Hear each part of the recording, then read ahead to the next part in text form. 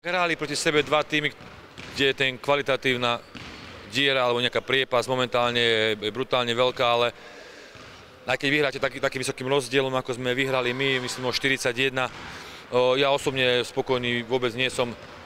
Naozaj nejaké prísnejšie kritéria by možno, že znieslo pár hráček, aj to tých starších, a dneska ma totálne sklamali, proste mladé.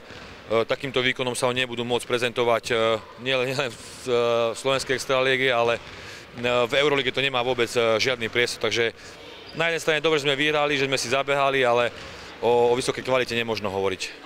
Kto bol v hale, tak vie o tej nespokojnosti. Kto nie, ako by sme mohli možno tie základné body, z ktorých pramení tá nespokojnosť, zhrnúť? Tak je veľmi jednoducho. My sme hovorili, že vlastne, keď hráte proti týmu, ako je Spišská, keď má dlhší čas na ihrisku 5 nízkych hráček, tak tam musíte mať maximálnu možnosť zodpovednosť v hre 1 na 1. A to sme my nemali. To sme vlastne ich aj žiadali, to sa nestalo. A druhá vec je vlastne disciplína.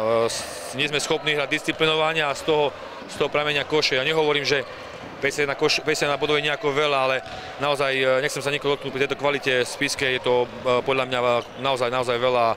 Hovorím, najmä prístup niektorých hráčok nebol na tej úrovni, a nie, že hrá, ale ten prístup, aký my očakávame.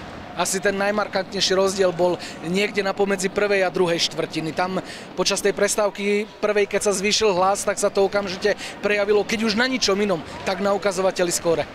Ale tak neviem, či to treba tak brať, že kým tréner nezvyšuje hlas, že sa nehrá. Naozaj inkasovaných 20 bodov v prvej štvrtine je nesmierne veľa, ale hovorím, keď nemáte zodpovednosť, dá sa povedať, sám za seba a za svoje spoluhráčky, tak potom to tak vyzerá. Môže, neviem, iný tréner môže by bol s tým spokojný, ale tak proste ja som taký a nemá to veľmi miesto v našom tíme.